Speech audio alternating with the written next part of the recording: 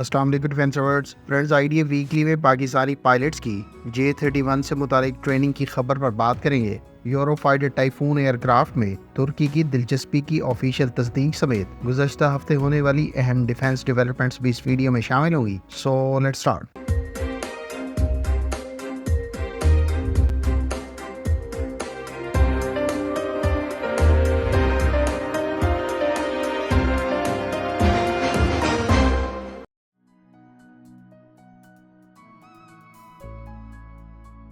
پاکستان کے مقامی T V channel Bol news میں یہ خبر دی گئی ہے کہ Pakistani pilots J-31 stealth aircraft سے متعلق ٹریننگ کے لیے چین روانہ ہو چکے ہیں اور پاکستان ایئر فورس مستقبل قریب میں برِ صغیر میں اسٹیلتھ ایئر کرافٹ آپریٹ کرنے والی پہلی ایئر فورس بن جائے گی۔ پاک فضائیہ کے سربراہ اس سال کے اوائل میں J-31 کی پاکستان ایئر فورس کی جانب سے ایکوزیشن کے لیے تمام تر اقدامات اٹھائے جانے کا اعلان کر چکے ہیں، اور ادھر مغربی میڈیا میں چین کی طرف سے اپنے J-35 carrier borne stealth aircraft کے ساتھ ساتھ ایئر فورس ورژن کی تیاری کی بھی تصدیق کر چکے ہیں۔ لہٰذا ان دونوں پہلوؤں کو مد نظر رکھتے ہوئے یہ بات کافی حد تک واضح ہے کہ Pakistan air force near future میں J-31 کو اپنے فلیٹ میں باقاعدہ شامل کر لے گی۔ اس سے پہلے یہ امکان ظاہر کیا جا رہا تھا کہ یہ انڈکشن 2027-28 میں ممکن ہوگی، لیکن حالیہ خبریں اگر درست ہوئیں تو یہ انڈکشن 2026 کے آخر یا 27 کے اوائل میں ممکن ہو سکے گی۔ اگر آپ اس ایئر کرافٹ کی تمام تر صلاحیتوں، ویپنز،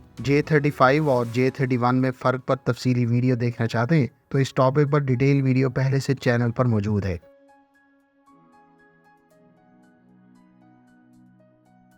یوکرین کی نیوی کے لیے ترکی کی طرف سے تیار کی جانے والی ایک اور شپ باقاعدہ یوکرین کے حوالے کر دی گئی ہے۔ یوکرین نے ترکی سے 2 اڈا کلاس کارویٹس 2020 میں ایکوائر کرنے سے متعلق کانٹریکٹ سائن کیا تھا، جبکہ اس سلسلے کی اب دوسری شپ بھی یوکرین کو پرووائڈ کر دی گئی ہے۔ اس کے ساتھ ترکی نے یوکرین کے ساتھ فری ٹریڈ ایگریمنٹ کی بھی تائید کی ہے، جبکہ دونوں ممالک کے درمیان بائیلیٹرل تجارت اس وقت $7.3 ارب ہے اور اس کو $10 ارب تک بہت جلد لے جایا جائے گا۔ ترکی اپنی نیوی کی اڈا گلاس شپس پر مقامی ریڈار کے علاوہ اینٹی شپ میزائلز اور سسٹمز استعمال کرتا ہے، اور یہ شپس 2300 ٹن کی ڈسپلیسمنٹ اور 93 پرسنل کو اکاموڈیٹ کر سکتی ہے۔ البتہ یوکرین کی جانب سے ایکوائر کی جانے والی شپس کے ویپنز اور سسٹمز ابھی تک ڈسکلوز نہیں کیے گئے۔ ابھی تک یہ واضح نہیں کہ یوکرین ان شپس کو روس کے خلاف جاری جنگ میں کس طرح سے اور کہاں سے استعمال کرتا ہے، تاہم یقینی طور پر ان شپس کی یوکرینین نیوی میں انڈکشن سے اس کے فلیٹ کو اسٹرینتھن کرنے اور نئے ویپنز کو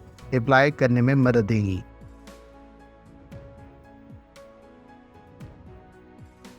چین کے آرمڈ فورسز کے Z-20 ہیلی کاپٹر کے ویپنائزڈ ویریئنٹ کو حال ہی میں دیکھا گیا ہے۔ Z-20 جس کو امریکی بلیک ہاک کے ہم پلہ قرار دیا جاتا ہے، اس کا یوٹیلیٹی ویریئنٹ پہلے ہی چائنیز آرمڈ فورسز کی سروس میں موجود ہے۔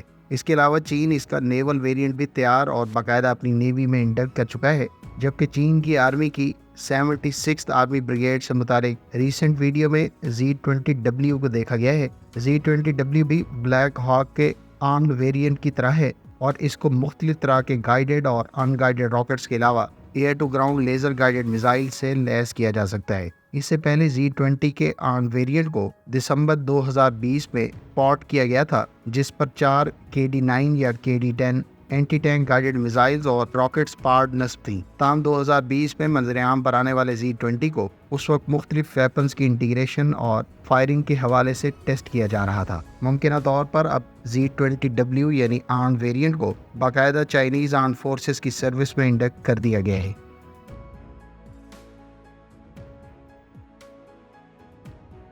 روس کی آرمی کو مقامی مالوا ویلڈ ہائٹزرز کا ایک اور بیچ ڈیلیور کر دیا گیا ہے۔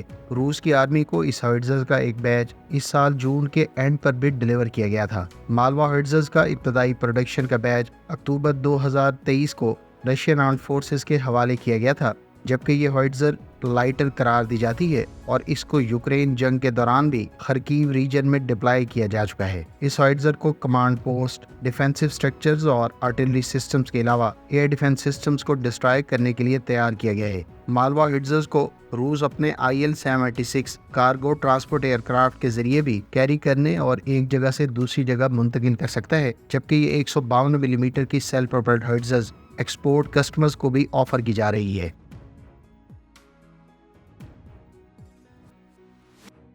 یورپین کنسورشیم یورو فائٹر کے سی ای او نے اپنے حالیہ انٹرویو میں کہا ہے کہ ترکی کی جانب سے 40 سے 50 یورو فائٹر ٹائفون ایکوائر کرنے کی آفیشیل درخواست اب سے کچھ عرصہ پہلے کی گئی تھی اور ترکی اب بھی یورو فائٹر ٹائفون کی ایکوزیشن میں دلچسپی رکھتا ہے۔ تاہم ان کا مزید کہنا تھا کہ اس بارے میں جرمنی ترکی کو یورو فائٹر ٹائفون فروخت کرنے پر رضامند نہیں ہے، جس کی وجہ سے ابھی تک اس بارے میں کوئی پیش رفت نہیں ہو سکی۔ ترکی کی جانب سے تقریباً 23 ارب ڈالر کی لاگت سے امریکہ سے F-16 کی ایکوزیشن اور پرانے طیاروں کی ماڈرنائزیشن سے متعلق باقاعدہ منظوری کے بعد سے نہ صرف یورو فائٹر ٹائفون کی ایکوزیشن میں ابھی تک دلچسپی دکھائی جا رہی ہے، بلکہ ترکی ممکنہ طور پر اپنے اس F-16 آرڈر اور ماڈرنائزیشن کو ریڈیوس کرتے ہوئے یورو فائٹر ٹائفون ایکوائر کر سکتا ہے، جبکہ اس ممکنہ ڈیل میں خرچ ہونے والی رقم کو بچا کر مقامی سسٹمز کی ڈیولپمنٹ پر خرچ کیا جائے گا۔ تاہم ترکی کو ابھی تک یورو فائٹر ٹائفون کی ایکوزیشن سے متعلق جرمنی سے گرین سگنل حاصل نہیں ہوا۔ حال ہی میں ترک صدر رجب طیب ایردوان نے جرمن چانسلر سے باقاعدہ ملاقات کے دوران یورو فائٹر ٹائفون کی فروخت سے متعلق آمادگی کی درخواست کی تھی۔ جرمنی کی جانب سے حال ہی میں 48 یورو فائٹر ٹائفون سعودی عرب کو فروخت کرنے سے متعلق آمادگی کا اظہار کیا گیا ہے۔ تاہم ترکی کی یورو فائٹر ٹائفون میں دلچسپی کے باوجود اسے کنسورشیم کے دیگر ممالک کی جانب سے آمادگی ہوتے ہوئے جرمنی سے ابھی تک اس بارے میں اپروول حاصل کرنا باقی ہے۔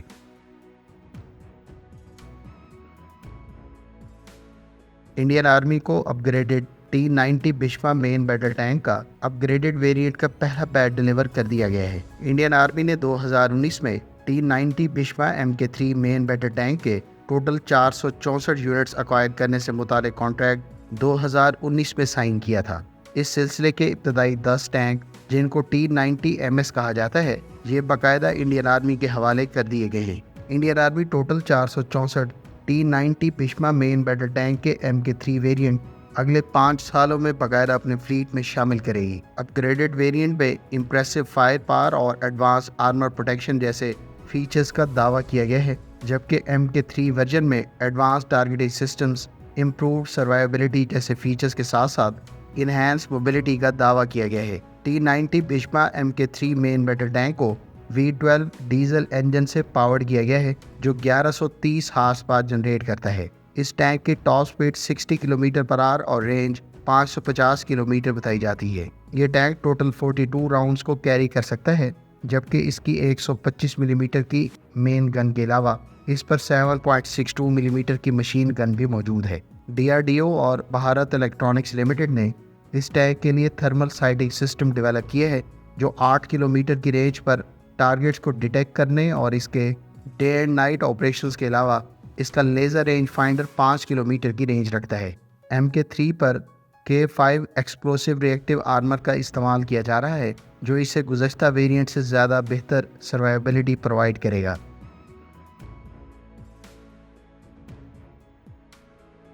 پولینڈ کے بارے میں اطلاعات ہے کہ وہ ابتدائی F-35A اسٹیلتھ ایئر کرافٹ بہت جلد ریسیو کر لے گا۔ پولینڈ کی جانب سے ٹوٹل 32 لاکہیڈ مارٹن کے تیار کردہ F-35A lightning 2 joint strike fighter aircraft کا انتخاب اب سے کچھ عرصہ پہلے کیا گیا تھا۔ اطلاعات کے مطابق جنوری 2020 میں طے پانے والی اس ڈیل کے تحت ان طیاروں کی ڈلیوری 2024 سے 30 کے درمیان ہونا ہے، جبکہ پولینڈ ابتدائی ایئر کرافٹ آنے والے چند ہفتوں میں ریسیو کر سکتا ہے۔ پولینڈ نے ان طیاروں کی ایکوزیشن کا فیصلہ اپنے سوویت ساختہ MiG-29 فائٹر ایئر کرافٹ کو ریپلیس کرنے کی غرض سے کیا تھا۔ پولینڈ کی جانب سے اس کے علاوہ بھی کئی طرح کے ویپن سسٹمز امریکہ سے ایکوائر کیے گئے ہیں، جن کی ڈلیوریز اور انڈکشن مرحلہ وار جاری ہے۔ فرینڈز، آئیڈیا ویکلی کی اس ایپیسوڈ میں امید ہے آپ کو گزشتہ ہفتے ہونے والی اہم ڈیفنس ڈیولپمنٹس کے بارے میں بہت کچھ جاننے کا موقع ملا ہوگا۔ ملتے ہیں نیکسٹ ویڈیو کے ساتھ، اپنی دعاؤں میں یاد رکھیے گا۔ اللہ حافظ۔ پاکستان زندہ باد۔